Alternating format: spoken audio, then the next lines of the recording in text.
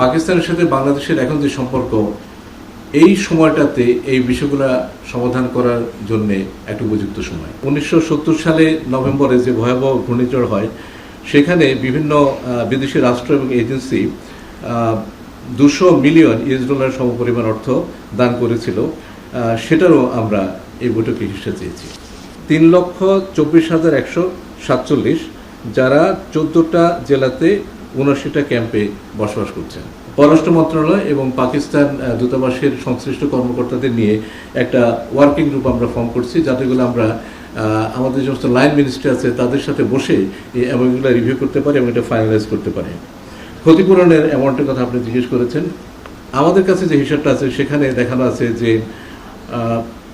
Former deputy chairman of planning commission বাংলাদেশের, তার একটা হিসাব অনুযায়ী $4,000 মিলিয়ন আর আরেকটা হিসেবে বলা আছে 4.32 বিলিয়ন। আমরা আজকে আলোচনায় এই ফিগারটাই বলেছি। এটা একটা।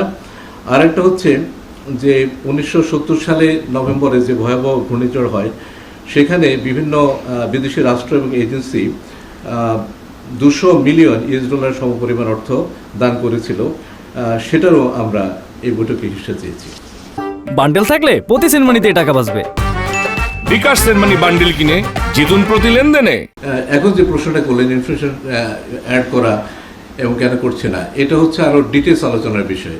আজকে আমরা যে জিনিসটা তাদের কাছ থেকে শুনতে চেয়েছি সেটা হচ্ছে যে আমরা এই বিষয়ে এঙ্গেজ থাকবো, যেটা আপনাকে একটু বলেছি। এই বিষয়ে গত 1.5 দশক ধরে কোনো আলোচনা হয় নাই।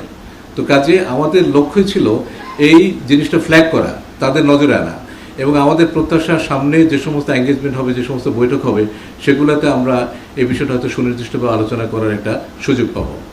আর আরেকটা প্রশ্ন জিজ্ঞেস করেছেন, আটকে পড়া পাকিস্তানের সংখ্যা কত। আমার এখানে আমি যেটা ওনাদেরকে বলছি সেটা আপনাকে বলি। সেটা হচ্ছে যে আটকে পড়া যে সমস্ত পাকিস্তানি নাগরিক ছিল তাদেরকে যখন অপশন দেওয়া হয়, কেউ কেউ বাংলাদেশে থেকে যেতে চেয়েছিলেন, তাদেরকে সে নাগরিকত্ব দেওয়া হয়েছে। আর কেউ কেউ পাকিস্তানে ফেরত যেতে চেয়েছেন।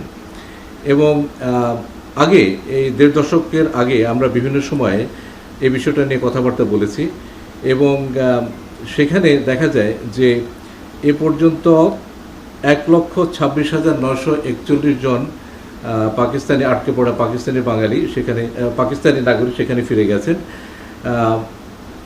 আর বাকি আছে আমাদের কাছে যে তথ্য, সেটা হচ্ছে 3,24,147 যারা 14টা জেলাতে 79টা ক্যাম্পে বসবাস করছেন। বান্ডেল থাকলে প্রতি সেনমানিতে টাকা বাঁচবে। বিকাশ সেনমানি বান্ডেল কিনে জিতুন প্রতি লেনদেনে। আমরা দুটো পয়েন্ট মাথায় রেখে এই বিষয়টা উত্থাপন করেছি। একটা হচ্ছে যে 1.5 দশক পরে আমরা এই লেভেলে বসলাম, কাজে এই প্রসঙ্গটা তোলা উচিত, এবং তুলেছি এটা ন্যায্যতা এবং ঔচিত্যের দিক থেকে। 1, 2 নম্বর হচ্ছে এটা আমরা পাকিস্তানি প্রতিনিধি দলকে বলেছি যে বাংলাদেশের সাথে পাকিস্তানের সম্পর্ক এখন যে জায়গায় দাঁড়িয়েছে, সাম্প্রতিককালে উচ্চ পর্যায়ে যোগাযোগ এবং বিভিন্ন ক্ষেত্রে আমাদের যে সহযোগিতার কারণে, সেটিকে একটা শক্ত ভিত্তির উপর দাঁড় করাতে গেলে আমাদেরকে এই অমীমাংসিত বিষয়গুলো মীমাংসা আসল প্রয়োজন। এবং এইটা আমরা একটা শব্দ ব্যবহার করেছিলাম, অন এ সলিড ফাউন্ডেশন। আমরা বলেছি যে একটা খুব মজবুত ভিত্তির উপরে দাঁড় করাতে জন্য এই বিষয়গুলোর মীমাংসা উচিত। এবং আমরা মনে করি পাকিস্তানের সাথে বাংলাদেশের এখন যে সম্পর্ক, এই সময়টাতে এই বিষয়গুলো সমাধান করার জন্য একটা উপযুক্ত সময়।